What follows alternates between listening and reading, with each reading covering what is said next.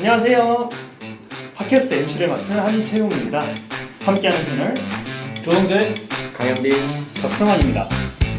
네, 오늘은 인기를 타고 흐름에 목을 제대로 맡긴, 그리고 한국에서도 점점 우리들과 가까워지고 있는 스포츠인 F1 이야기로 여러분들을 찾아왔습니다.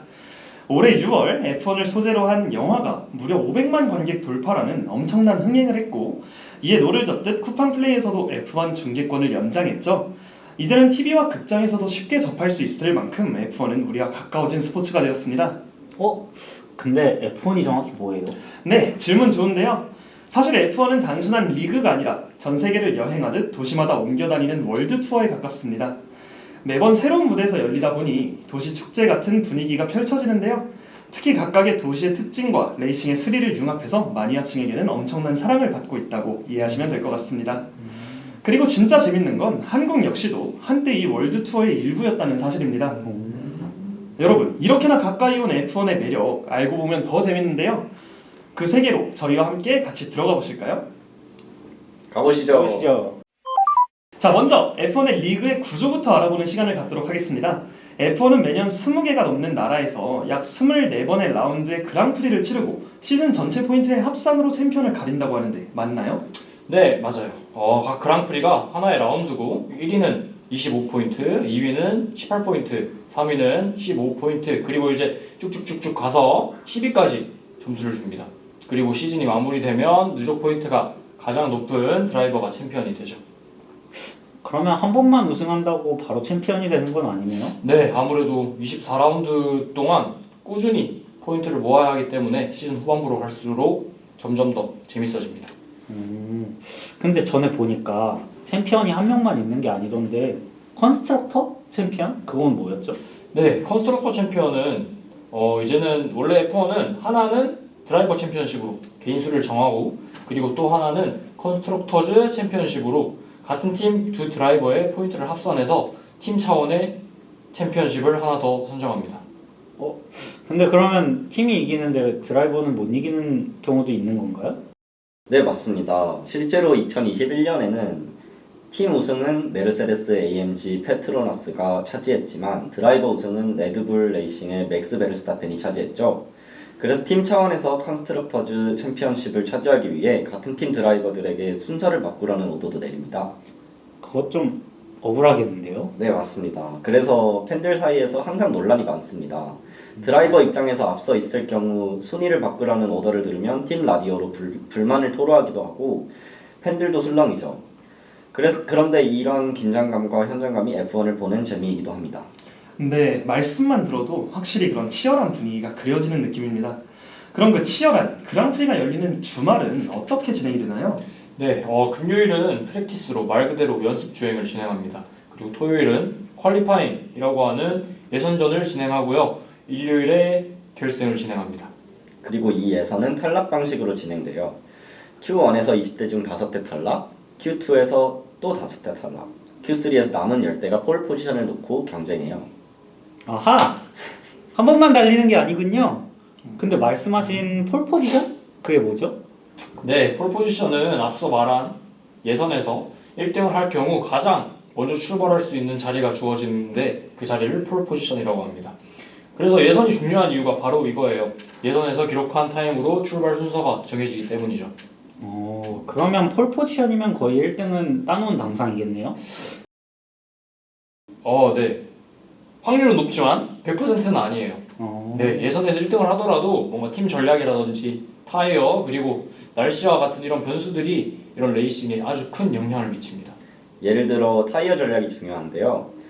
소프트, 미디엄, 하드 타이어 중 어떤 걸 쓰느냐, 그리고 언제 피트스톱을 하느냐에 따라 순위가 확 바뀌기 때문이죠. 소프트 타이어는 속도는 빨라지지만 빨리 닳고, 하드 타이어는 오래가지만 속도가 조금 느립니다. 이런 이유로 언제 피트스톱을 해서 타이어를 바꾸느냐에 따라 순위가 확 달라지기도 하죠. 네, 다양한 전략이 있는 만큼 팀들도 다양하게 있겠어요.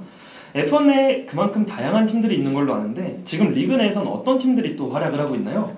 지금 리그에는 맥라렌, 그리고 메르세데스, AMG 페트로나스, 레드불, 페라리 등 다양한 팀들이 참여 중이고요. 이 팀에는 랜도 노리스, 오스카 피아스트리, 맥스 베르스타펜, 조지 러셀, 그리고 샤를 르클레르 마지막으로 F1의 레전드라고 할 수 있는 루이스 해밀턴과 같은 선수들이 현역으로 활동하고 있습니다.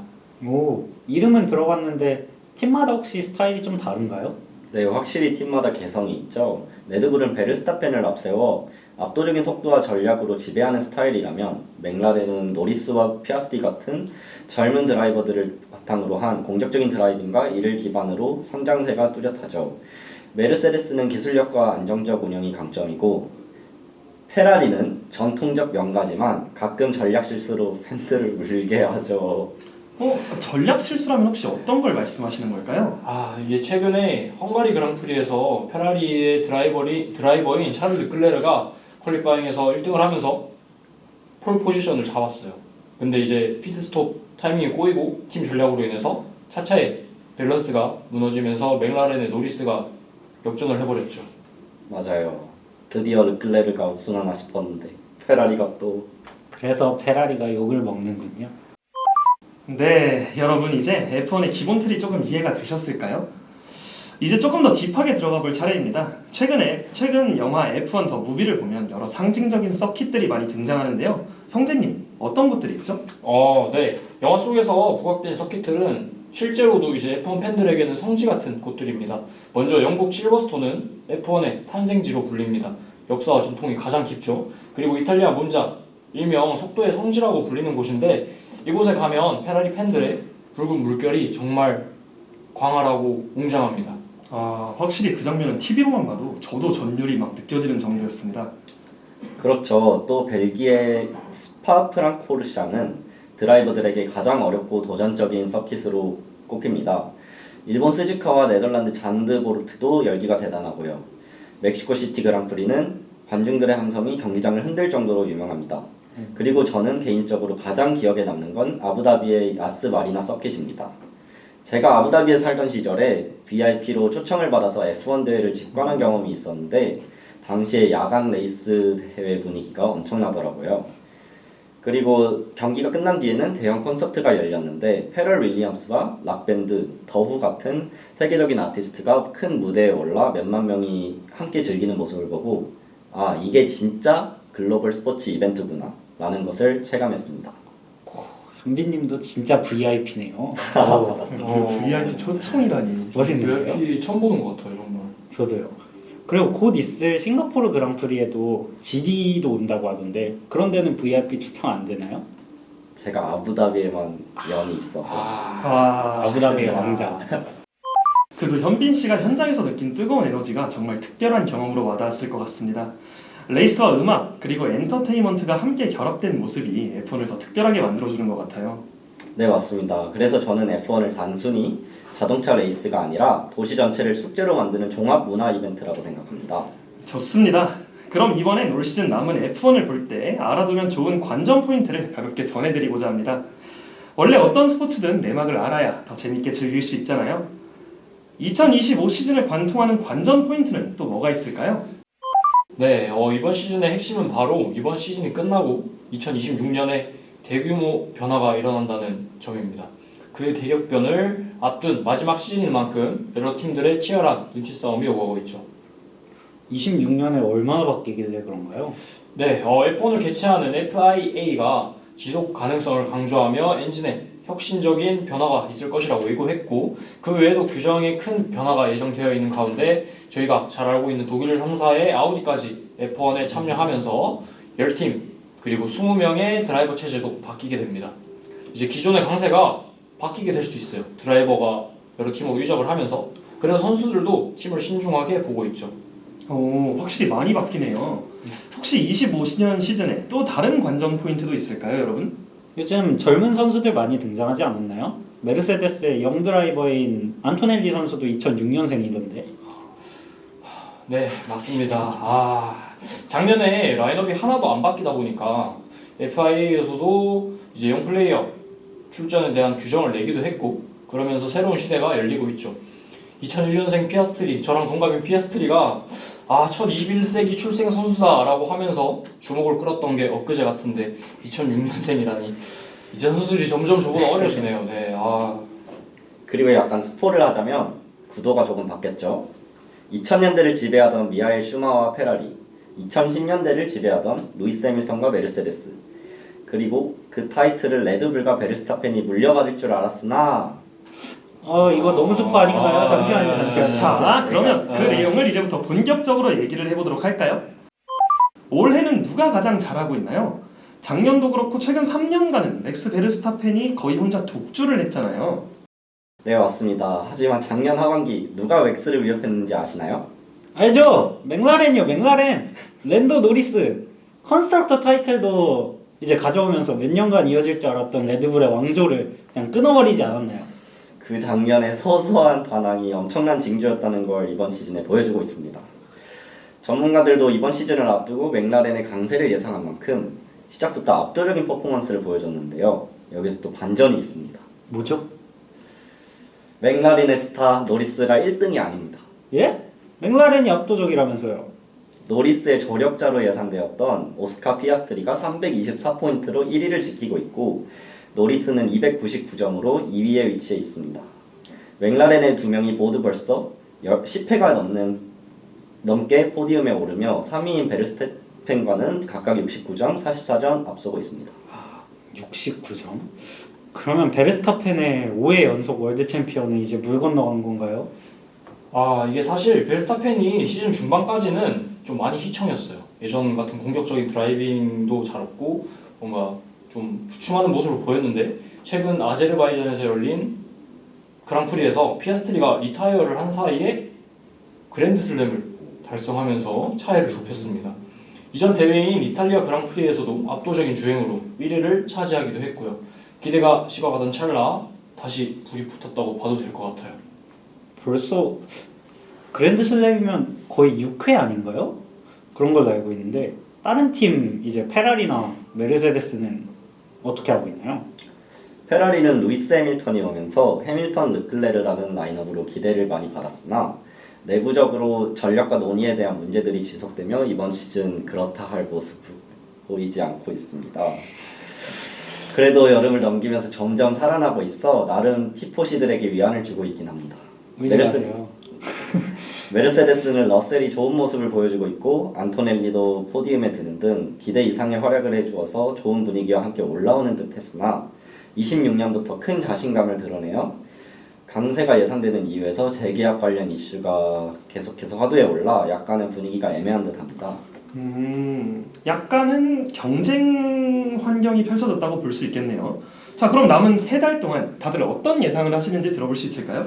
네, 이제 바쿠에서 베르스타펜이 1등을 하면서 이제 앞으로 만약 베르스타펜이 계속 1등을 하고 피아스트리나 랜도 노리스가 그냥 리타이어를 하지 않고 그냥 완주만 하더라도 베르스타펜이 우승을 할 수 있는 환경이라고 하더라고요. 이제 베르스타펜이 계속 1등을 해오면서 근데 아무래도 맥라렌이 무난하게 우승할 것 같습니다. 제 생각에는 포인트 차이가 꽤 크기도 하고 이제 맥라렌의 기술이나 전략 그리고 피트스탑 속도 이런 것들이 레드불에 대해서 좀 레드불에 비해서 훨씬 더 월등하지 않나 생각하고 있습니다.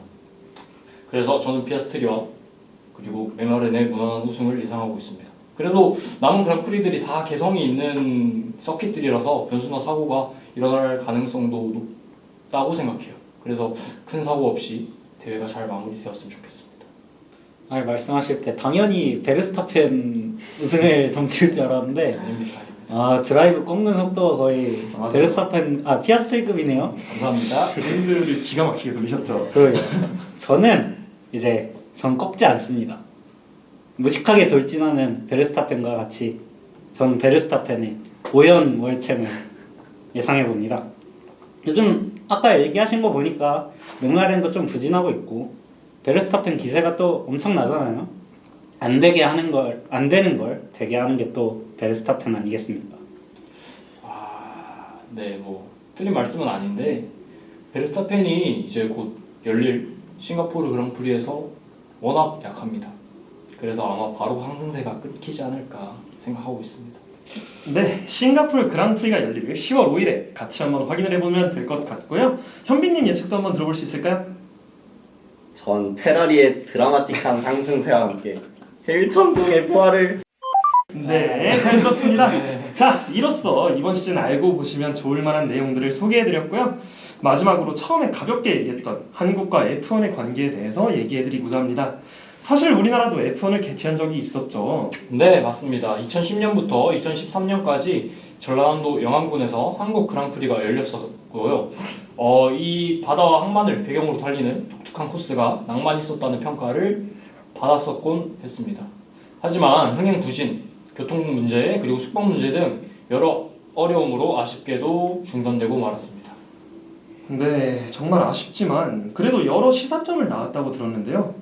네, 아시아 시장 확장 면에서 큰 의미가 있었고요. 또한 한국이 세계 F1 캘린더에 이름 올렸다는 그 자체가 큰 사건이기도 했고, 지금도 팬들 사이에서 언젠가 한국에서도 그랑프리가 열리지 않을까 하는 기대가 이어지고 있습니다. 실제로 최근에 인천에서 다시 F1 그랑프리 유치하려는 시도가 있고요. 또 AMG 스피드웨이 같은 곳에서는 관련 이벤트, 데모 주행과 팬 행사 등, 그리고 체험 행사도 꾸준히 열리고 있습니다. 아직 한국에서는 F1이 생소하실 수 있지만 관심 갖고 한번 경기나 이벤트에 직접 경험해 보시는 것도 확실히 다르게 느껴질 것 같습니다. 그리고 오는 10월 12일 이제 딱 이런 행사가 있습니다. 에버랜드 스피드웨이에서 피치스런 유니버스 2025가 열립니다. 무려 F1 머신 데모런부터 희귀 슈퍼카 전시, 그리고 레이싱 체험, 음악 공연까지 한 자리에서 즐길 수 있는 이색 공연인데요. 이색 축제인데요. 한국에서 이런 걸 직접 볼 기회가 사실 많이 없으니까 자동차 좋아하시는 분들께서는 꼭 한번 발걸음 해보시는 걸 추천드립니다. 네, 솔직히 이런 행사까지 열릴 정도면 정말로 F1이 이제 더 이상 먼 얘기 나라는 아닌 것 같죠? 그렇죠. 오늘 저희가 전해드린 이야기들이 그래서 더욱더 와닿으실 거라고 믿습니다. 저희가 전해드린 이야기들이 여러분들께 F1이라는 새로운 활력소에 불을 지피는 작은 계기가 되었으면 좋겠습니다. 앞으로 한국에서도 F1이 더 활발하게 자리 잡을 수 있도록 여러분의 관심과 응원도 같이 부탁드리며 오늘의 F1 이야기를 마치도록 하겠습니다. 들어주셔서 감사합니다.